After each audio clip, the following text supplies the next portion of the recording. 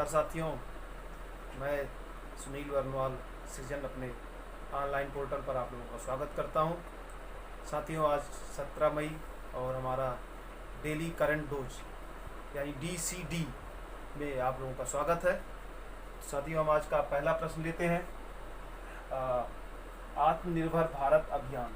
जैसा कि हम सभी लोगों को पता है कि कोरोना वायरस के तहत जो हमारी अर्थव्यवस्था पूरी तरह से पटरी से उतर गई है, उसे पटरी पर पुनः लाने के लिए यानी आर्थिक गतिविधियों को तेज करने के लिए लगातार कुछ आर्थिक डोज दिए जा रहे हैं। उसी के संदर्भ में हमारे प्रधानमंत्री जी ने कुछ ही समय पहले एक पाँच सूत्री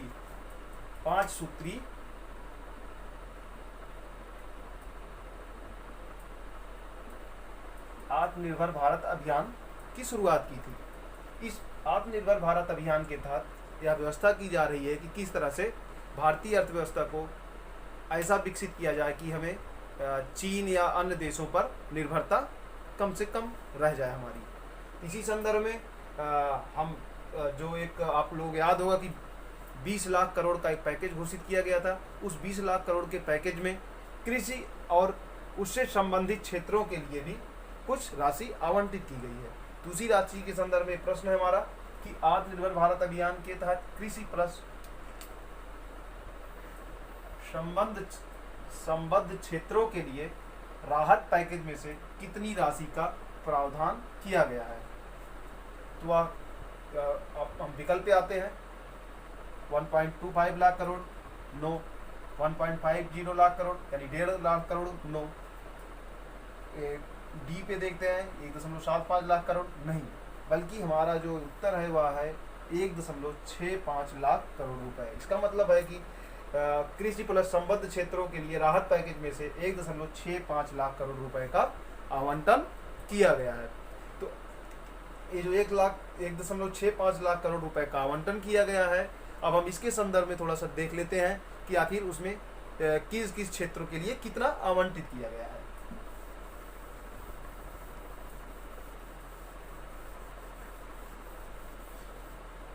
इसमें हम देखेंगे कि एग्रीकल्चर में इंफ्रास्ट्रक्चर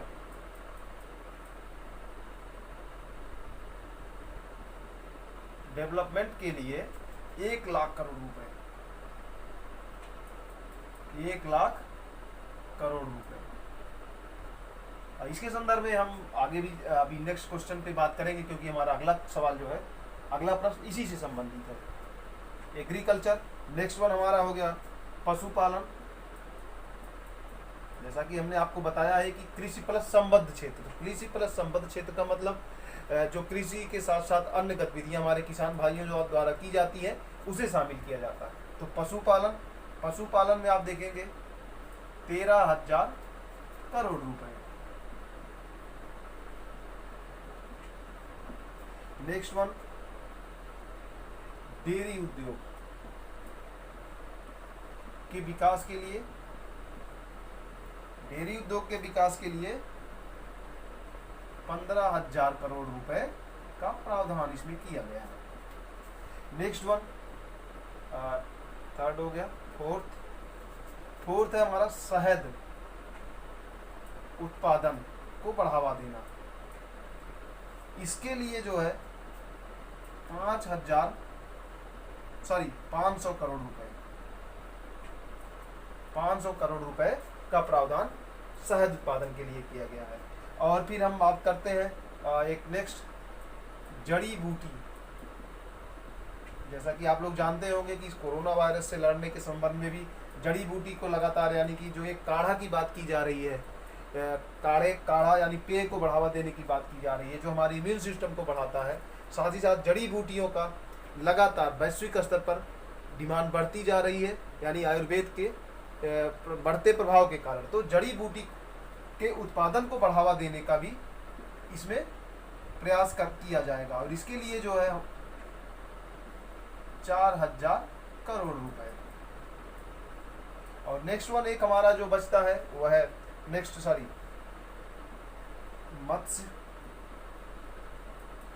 मत्स्य पालन के लिए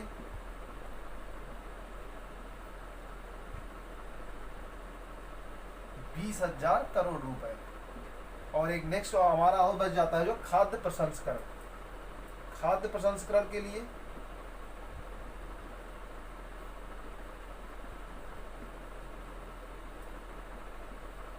खाद्य प्रसंस्करण के लिए 10,000 करोड़ रुपए। तो इस तरह से ओवरऑल जो हमारा 1.65 लाख करोड़ रुपए का जो आवंटन किया गया था उसमें ये सारे क्षेत्र शामिल हैं।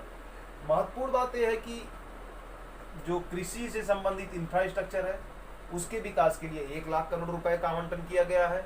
और हम अगले एक प्रश्न को भी इसमें शामिल करेंगे क्योंकि एक महत्वपूर्ण ये है कि इस इंफ्रास्ट्रक्चर डेवलप के लिए एक फंड बनाया जा रहा है। तो उस फंड से संबंधित हम एक सवाल आपके बीच में रखेंगे जिससे कि यह हमारा जो है तथ्य आगे तक चलता रहे, यानी हमारे दिमाग में सेट हो जाए। नेक्स्ट वन, पशुपालन के लिए 13,000 करोड़ रुपए। डेयरी उद्योग एक महत्वपूर्ण उद्योग है और उसको विकास के लिए जैसा कि हम जानते हैं दूध या फिर मांस वगैरह ये सब इसमें आ जाता है। बेसिकली दूध इसमें आता है, दूध का उत्पादन, और दूध उत्पादन में हमें पता है कि भारत विश्व में नंबर 1 पर है। तो डेयरी उद्योग के विकास के लिए 15,000 करोड़ रुपए। शहद उत्पादन के संदर्भ में कुछ और बातें जोड़ देते हैं। एक्चुअली इसके द्वारा 2 लाख किसानों को लाभ मिलने की एक संभावना व्यक्त की गई है। किसानों को लाभ मिलने की संभावना। साथ ही साथ जो हमारा शहद है, शहद का जो निर्यात किया जाता है तो निर्यात की मांग इतना ज्यादा है कि उसकी अभी हम आपूर्ति नहीं कर पा रहे हैं। तो शहद उत्पादन की वृद्धि से क्या होगा कि निर्यात की मांग को हम पूरा कर पाएंगे, तो पूरा करना संभव होगा। एक नेक्स्ट वन हम बात करते हैं जड़ी बूटी का, इसे हम मिटा देते हैं।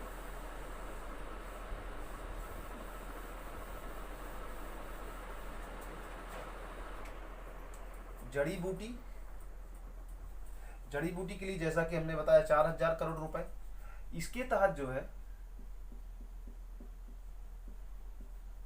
गंगा नदी के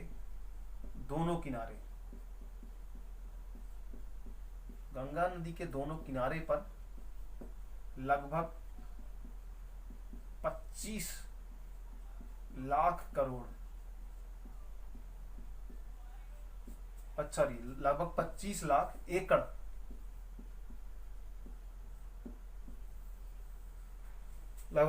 लाख एकड़ जमीन पर यह जड़ी बूटी की खेती को करने के लिए प्रोत्साहन दिया जाएगा। उसके लिए यह 4,000 करोड़ रुपए की व्यवस्था की गई है। नेक्स्ट वन हम बात करते हैं, एक हमारा मत्स्य है। मत्स्य के तहत जैसा कि हमने बताया कि 20,000 करोड़ रुपए है। इस मत्स्य पालन में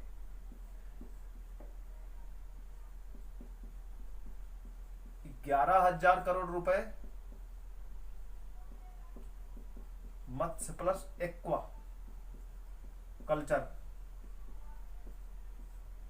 वृद्धि के लिए, मतलब जो मछली का उत्पादन किया जाता है, मछली से संबंधित जो खेती की जाती है उससे संबंधित होगा। और यह सीधे किसको फायदा मिलेगा? मत्स्य उत्पादकों को, यानी मछुआरों को, ऐसे कह लेते हैं,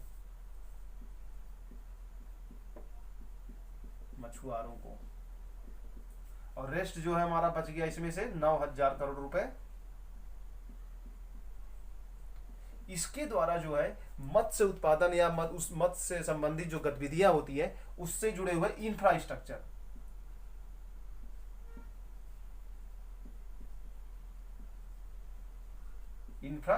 के संदर्भ में ये खर्चा किया जाएगा। दरअसल होता क्या है कि हम देखते हैं कि जब इंफ्रास्ट्रक्चर अगर सही हो तो मत्स्य, केरल में जैसे समुद्री किनारों पर ही मछलियों का उत्पादन होता ज़्यादातर, तो जबकि उनकी डिमांड अगर हम देखें कि जो बीच के क्षेत्र जैसे उत्तर प्रदेश, बिहार, इन सब क्षेत्रों में, तो वहाँ से अगर मछली केरल, आंध्रा या तमिलनाडु के तटों से अगर मछली यहाँ तक लाया जाए तो उसके लिए क्या चाहिए? हमें कुछ इंफ्रास्ट्रक्चर चाहिए, जैसे वातानुकूलित ट्रेनों के डिब्बे हों। तो इस तरह के विकास करके हमें मत्स्य उत्पादन को बढ़ावा देना है।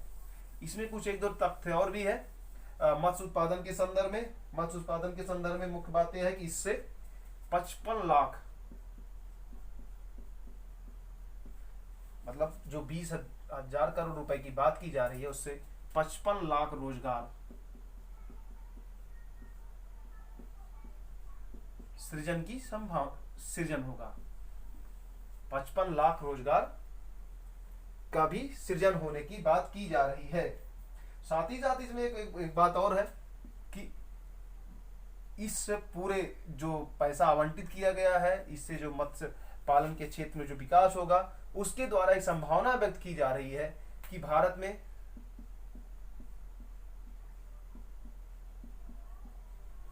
में मत्स्य निर्यात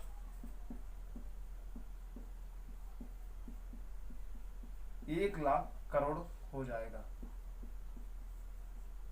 का मतलब क्या है? इसका मतलब है कि एक तरह से इसमें एक टारगेट भी, एक लक्ष्य भी रख दिया गया है कि अब मत्स्य उत्पादन इस तरह से होगा कि हम उसका निर्यात करके लगभग रुपया 1 लाख करोड़ तक पहुंच सकेंगे। तो ये हो गया हमारा मत्स्य। और नेक्स्ट वन जो है वो है हमारा, नेक्स्ट क्या है? खाद्य प्रसंस्करण। तो खाद्य प्रसंस्करण में हमने कहा कि 10,000 करोड़ रुपए का आवंटन किया गया। खाद्य प्रसंस्करण से संबंधित कुछ विशेष बात नहीं चर्चा की गई है, तो बस इसे जो भी खाद्य प्रसंस्करण के संबंधित में जो भी इंफ्रास्ट्रक्चर होगा या आप कह सकते हैं कि स्टार्टअप या स्टैंड अप, इस तरह की कुछ चीजें होंगी, उन्हें भी शायद बढ़ावा दिया जाएगा इसके तहत। साथ ही साथ एक महत्वपूर्ण बात और की गई है इस पैकेज के साथ कि अभी तक क्या है कि जो किसान भाई हमारे होते हैं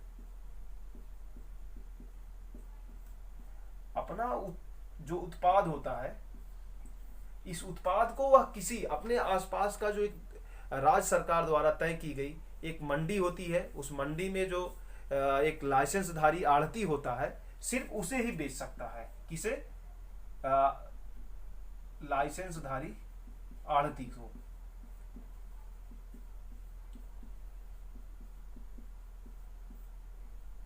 आढ़ती को ही बेचता है।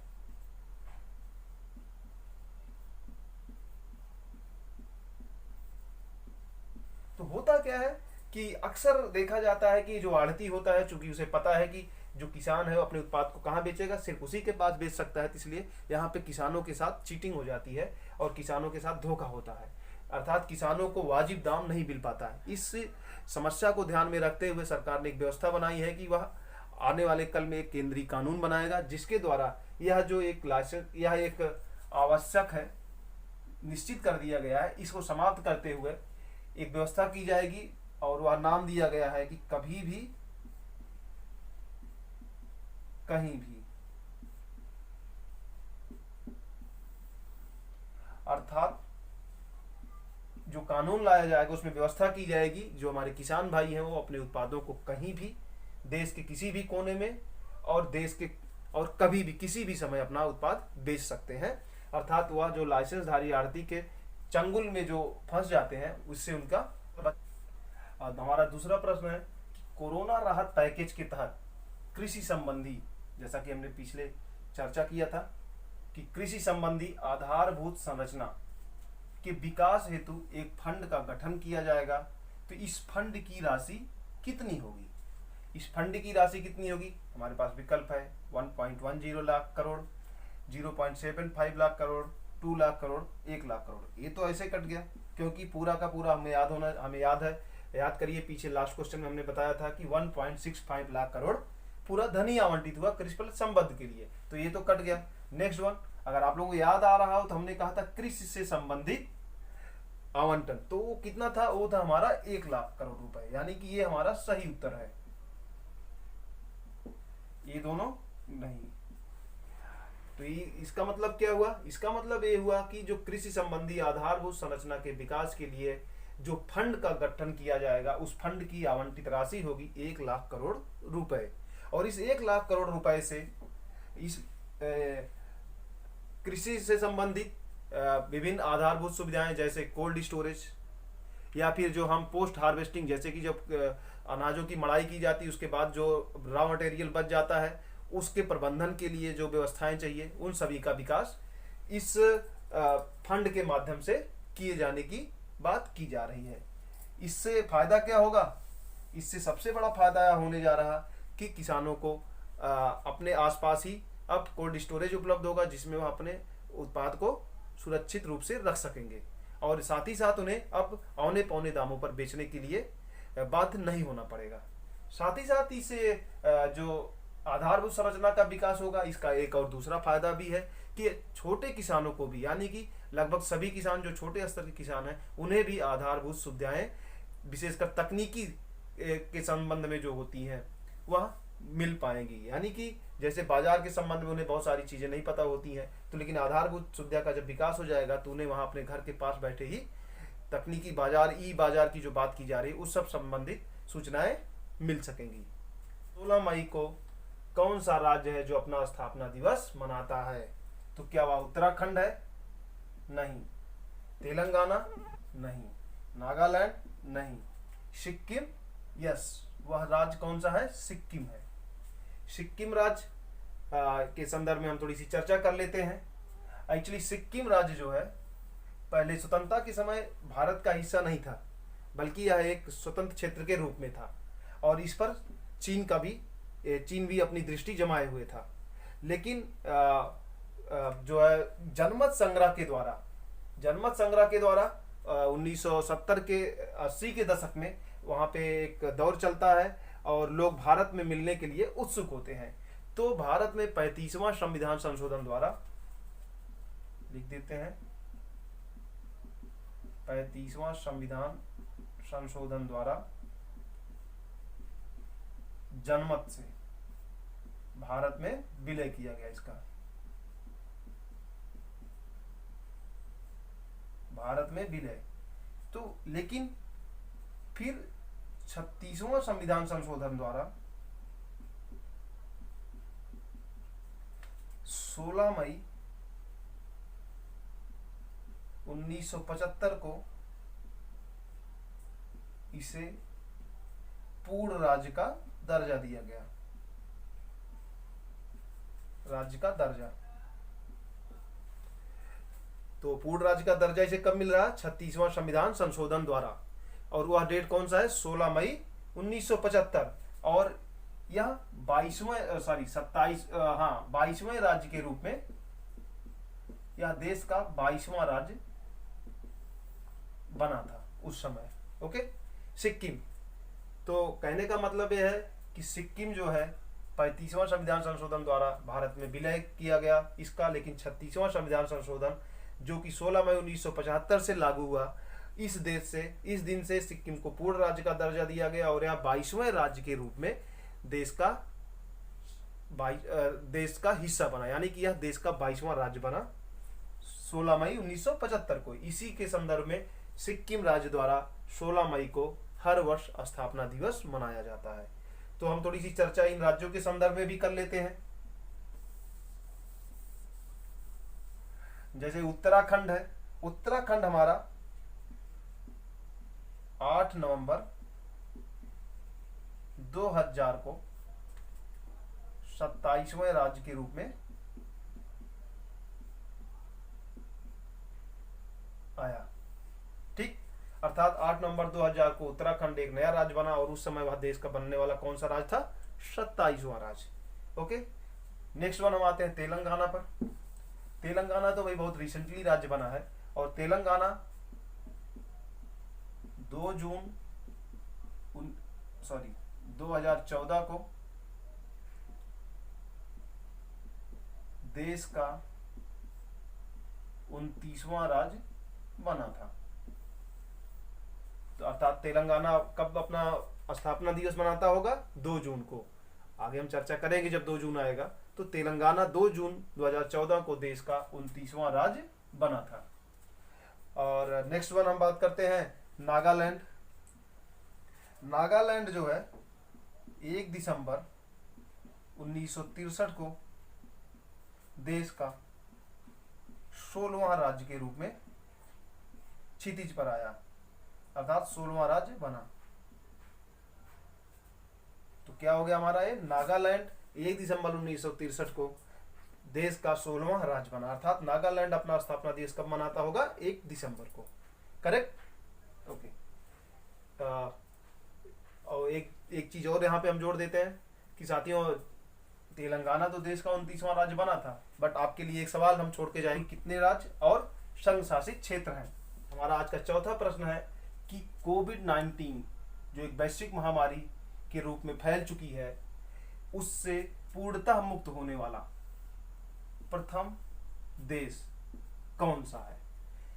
मतलब सवाल ये है कि तथ्य यह है कि हाल ही में एक देश ने खुद को पूरी तरह से कोविड-19 यानी कोरोना से पूर्णतः मुक्त देश घोषित किया है। वह देश कौन सा है? क्या वह इटली है? नहीं। हंगरी? नहीं।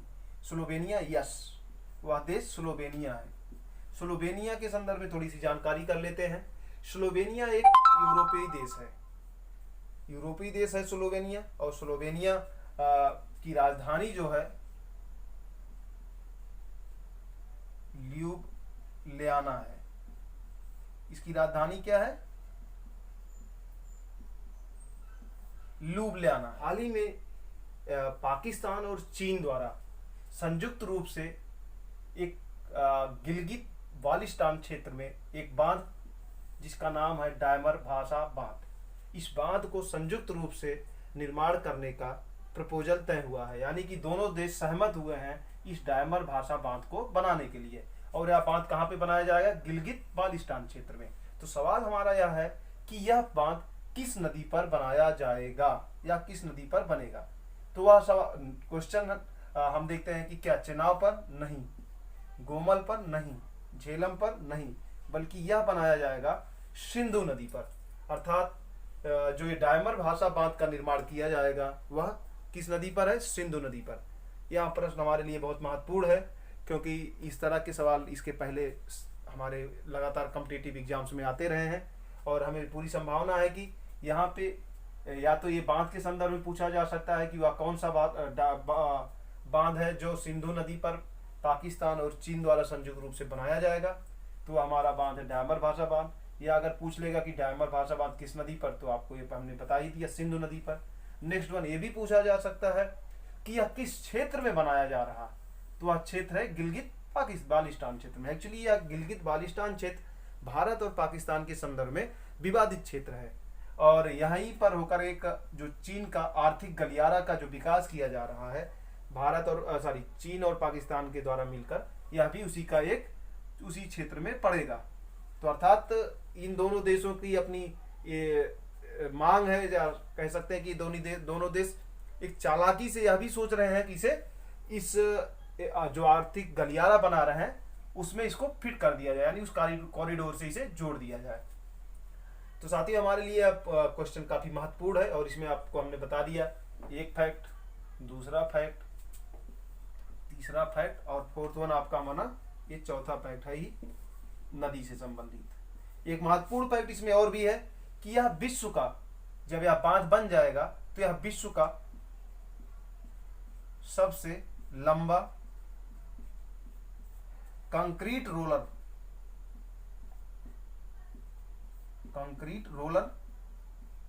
बांध होगा। एक तकनीकी है, मतलब कंक्रीट रोलर बांध को जो बनाया जाता है उसमें कंक्रीट रोलर बनाया जाता है, का प्रयोग किया जाता है। तो यह कंक्रीट रोलर बांध का विश्व का सबसे लंबा, यह हमारा हो गया पांचवा फैक्ट। ये हम आते हैं अपने आज के छठे सवाल पर। जो हमारा छठा प्रश्न है वह है विश्व दूर संचार और सूचना समाज दिवस। एक्चुअली यह वैश्विक स्तर पर मनाया जाता है और यह विश्व दूर संचार और सूचना समाज दिवस किस तारीख को मनाया जाता है। यह हमारे लिए महत्वपूर्ण है, क्योंकि ये हमारे जो 2015 में यूएनओ द्वारा सभी देशों ने मानकर एक सस्टेनेबल डेवलपमेंट गोल को तय किया था 2030 के लिए, यह उससे जुड़ता है। तो इस संदर्भ में हम देखेंगे कि क्या विश्व दूर संचार और सूचना समाज दिवस किस तारीख को मनाया जाता है। तो क्या यह 16 मई? नहीं। 17 मई? यस। 17 मार्च? नहीं। 17 अप्रैल? नहीं। अर्थात विश्व दूर संचार और सूचना समाज दिवस मनाया जाता है 17 मई को। अब एक महत्वपूर्ण बात यह है कि जब अगर यह 17 मई को मनाया जाता है तो ठीक है, कल हो गया हमारा 17 मई को मनाया गया। तो इस साल जो ये विश्व दूरसंचार और सूचना समाज दिवस मनाया गया, उसका जो थीम था, वह थीम क्या था? Connect 2030 ICTs for sustainable development goal.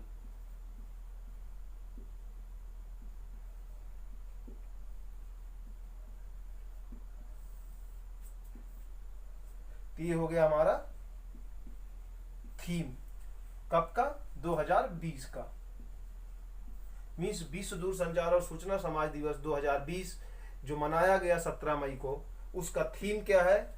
वह है connect 2030 ICTs for sustainable development goal. जैसा कि हमने आपसे पहले ही चर्चा कर दी कि सस्टेनेबल डेवलपमेंट गोल का जो निर्धारण है, यह 2015 में तय किया गया था। इसमें टोटल 17 गोल हैं और इसे वैश्विक स्तर पर यूएनओ इसको लीड कर रहा है, उसी के और बाकी सारे देशों ने इसे मान्यता प्रदान की है। यानी कि 2030 तक इस गोल को प्राप्त करना है, जो सभी देशों के वुल्नरेबल पर्सन्स को या अन्य सभी लोगों को एक गरिमामय जीवन जीने के लिए एक महत्वपूर्ण लक्ष्य है। अब हम बात कर लेते हैं कि ये बाकी के दिनों का क्या महत्व है। जैसा कि आपको याद होगा, हमने कल ही चर्चा की थी 16 मई। 16 मई हमारा किस लिए महत्वपूर्ण है? 16 मई को हम मनाते हैं राष्ट्रीय डेंगू दिवस। कल ही आप लोगों को हमने बताया था राष्ट्रीय डेंगू दिवस। नेक्स्ट वन अपना आ गया है 17 मार्च। 17 मार्च को क्या होता है? 17 मार्च को हमने आपको कल ही बताया था, सॉरी 16 मार्च, ये 17 मार्च गलत हो गया, 16 मार्च को आपको हमने कल बताया था राष्ट्रीय टीकाकरण दिवस मनाया जाता है। ठीक है, तो नेक्स्ट वन हमारा बच गया 17 अप्रैल। 17 अप्रैल को वैश्विक या विश्व हीमोफीलिया दिवस, हीमोफीलिया दिवस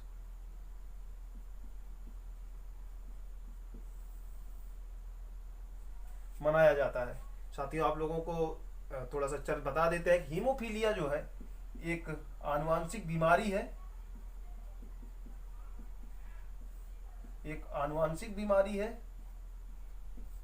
जिसमें क्या होता है कि जो इसका बीमार जो रोगी होता है उसमें ब्लड को थक्का करने के लिए जो विटामिन के होता है उसकी कमी पाई जाती है। अर्थात एक बार चोट लग जाता है तो ब्लड का जो थक्कापन नहीं होता और ब्लड में रिसाव होता रहता है। तो हम आते हैं आज के अपने अंतिम प्रश्न, जो कि हमारा आज का 7वां प्रश्न है।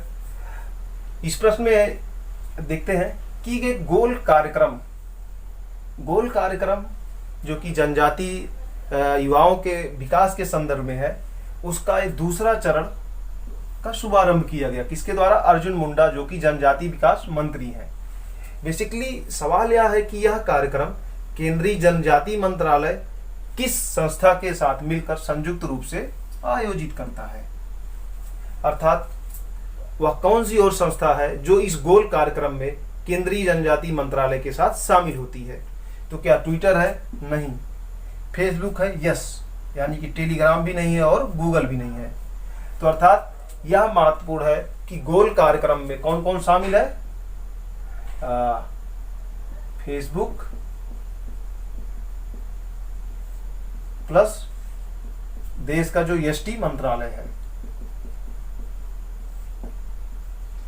यानी जनजाति मंत्रालय, इसके द्वारा जो है जो हमारे जनजाति क्षेत्र के जो युवा हैं उन्हें स्किल्ड किया जाता है, यानी उनका कौशल विकास किया जाता है, उनको आधुनिक तकनीकों से परिचित कराया जाता है, ताकि ना सिर्फ वह रोजमर्रा के जीवन को अच्छे से जी सकें बल्कि अपनी आर्थिक जरूरतों को पूरा कर सकें। साथ ही साथ जो उन्हें अपने क्षेत्र विशेष में कुछ विशेषताएं प्राप्त हैं उसका उपयोग या उसका आर्थिक दोहन करते हुए न सिर्फ देश में बल्कि अंतर्राष्ट्रीय स्तर पर भी उसे बिक्री कर सकें या उसका लाभ आर्थिक स्तर पर अंतर्राष्ट्रीय क्षेत्रों में भी कर सकें।